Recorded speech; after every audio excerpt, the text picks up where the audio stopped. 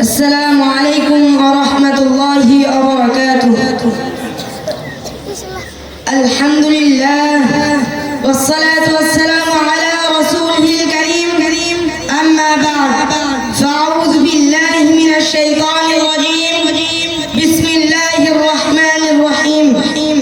إنما يخشى الله من عباده العلماء إن الله عزيز غفور. وقال رسول الله صلى الله عليه وسلم العلماء ورثة الأنبياء.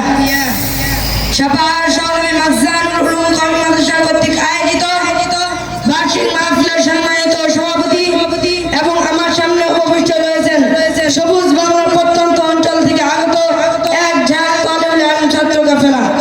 সকলকে আমি আমার অন্তরস্থল থেকে জানাই আন্তরিক শুভেচ্ছা ও অভিনন্দন। প্রিয় হাজিরিন, আমি আমার উক্ত বিষয়কে সামনে রেখে কিঞ্চিত পরিমাণ আলোকপাত করার চেষ্টা করবো ইনশাআল্লাহ। প্রিয় উপস্থিতি, একটি সভ্য ও শান্তিময় সমাজ গড়তে হলে সর্বপ্রথম প্রয়োজন হলো একটি আদর্শ শিক্ষা, যা তাদেরকে দেখাবে অন্ধকার থেকে আলোর পথ, ধ্বংসের অতল মহব্বত থেকে তুলে আনবে সফলতার রাজপথে। তাই প্রিয় নবী হযরত মুহাম্মদ মুস্তাফা সাল্লাল্লাহু আলাইহি ওয়াসাল্লামের মাক্কি জীবনে অন্যতম কাজ ছিল ব্যক্তি গঠন এবং মাদানী জীবনে তিনি আসহাবে সুফা প্রতিষ্ঠার মাধ্যমে গড়ে ধরা আলোকে সমাজে আসমানি জ্ঞানের আলোকে ঢেলে বিশ্ববাসীর সামনে আদর্শ মডেল হিসেবে পেশ করেছেন। তার ওই মাধ্যমে সূচনা হয় মা আনা আলাইহি ওয়া আসহাবিহির বাস্তব চিত্রে কওমি মাদ্রাসা।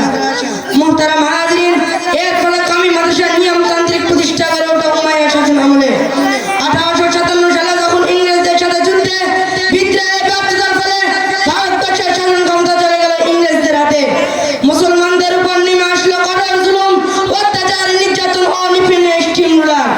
ওই সময় প্রিয় নবী হযরত মুহাম্মদ মুস্তাফা সাল্লাল্লাহু আলাইহি ওয়াসাল্লামের ইলহামি নির্দেশে আল্লামা কাসেম নানুতুবি রাহমাতুল্লাহি আলাইহি ভারতের শাহনামপুর জেলায় সপ্তম মসজিদ প্রাঙ্গণে একটি ডালিম গাছের নিচে বিশ্বের কওমি মাদ্রাসা প্রাণ কেন্দ্র দারুল উলুম দেওবন্দের ভিত্তি স্থাপন করেন। তার সূর্য সন্তানেরা নিজেদের বুকে তাজা রক্ত ঢেলে দিয়ে জাতিকে উপহার দিয়েছে একটি ইংরেজ মুক্ত স্বাধীন ভূখণ্ড।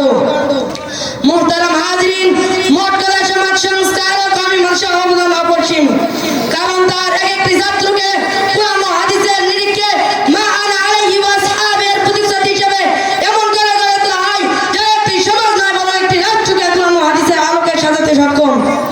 প্রিয় উপস্থিতি, চেয়ে দেখুন দর্শের ময়দানে আল্লামা আজিজুল হক রাহমাতুল্লাহি আলাইহি, লক্ষ্য করুন তাসাউফুর ময়দানে আল্লামা শামসুল হক রাহমাতুল্লাহি আলাইহি, আল্লামা আশরাফ আলী থানভীর রাহমাতুল্লাহি আলাইহি, যারা তার বাস্তব দৃষ্টান্ত। ঘুরে দেখুন স্বাধীন বাংলার ইতিহাস, যেখানে মাওলানা ভাসানী এবং আকবর আলীর স্বাধীনতা সংগ্রামে অসামান্য অবদান রয়েছে। মুহতারাম হাজিরিন, মোট কথা সমাজ সংস্কারে কওমি মাদ্রাসা অসামান্য অবদান থাকা সত্ত্বেও একদল ইসলাম বিদ্বেষ পশ্চিমাদের দালাল, যারা নাকি কওমি মাদ্রাসাগুলোকে ধ্বংসের পায়তারা করছে, আমি তাদেরকে হুঁশিয়ার করে দিতে চাই, এখনো সময় আছে, সরল সঠিক পথে ফিরে আসো। কারণ উলামা একরামদের বিরোধিতা করা মানে স্বয়ং আল্লাহ তাআলা রাসূলের বিরোধিতা করা, আর আল্লাহ তাআলা রাসূলের বিরোধিতা করতে দেয় ফেরাউন ও নমরুদের যে অবস্থায় ছিল তা থেকে শিক্ষা গ্রহণ করো। অন্যথায় এই দেশে উলামা একরামরা জীবিত থাকতে তোমরা আল্লাহ তাআলা রাসূলের বিরোধিতা করবে, আর যারা নিশ্চুপ দর্শকের ভূমিকা পালন করবে তা কখনো হতে পারে না। প্রয়োজনে আরো একবার একাত্তর যুদ্ধ কায়েম হবে, প্রয়োজনে আরো একবার একাত্তর যুদ্ধ কায়েম হবে, তবুও তোমাদের মতো নাস্তিকদের আমরা বিনা চ্যালেঞ্জে ছেড়ে দেবো না। মুহতারাম হাজিরিন, সরল সঠিক পথে ফিরে না আসে তোমরা ইসলাম ও মুসলমানদের প্রতি বিদ্বেষ ছড়াবে, তা কখনো হতে পারে না। তোমাদের এখনো সময় আছে, সরল সঠিক পথে ফিরে আসো। অন্যথায় এই দেশে উলামা একরামরা জীবিত থাকতে তোমরা আল্লাহ তাআলা রাসূলের প্রতি বিরোধিতা ছড়াবে, তা কখনো হতে পারে না। এটা শাহজালালের মাটি, এটা শাহ ফরানের মাটি, এটা হাজী তৈয়বের মাটি, এটা হাফিজ হুজুরের মাটি। এই মাটি থেকে তোমাদের মতো নাস্তিকদের আমরা অতি শীঘ্রই উৎখাত করব ইনশাআল্লাহ। নাসরুম মিনাল্লাহি ওয়া ফাতহুন করিব। আসসালামু আলাইকুম ওয়া রাহমাতুল্লাহি ওয়া বারাকাতুহু। মাশাআল্লাহ, মারহাবা। সবাই একটু উৎসাহে মারহাবা বলে জোরে ভাই মারহাবা।